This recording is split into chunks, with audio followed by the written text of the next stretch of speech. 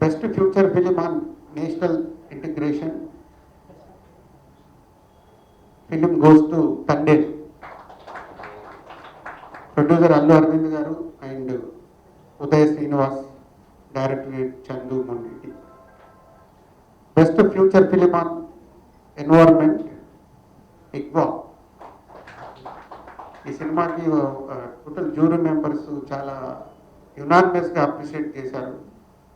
So ఇగ్వా అనే cinema best feature film on environment Shri Purnachand Bhattu and director Shri V K Raju.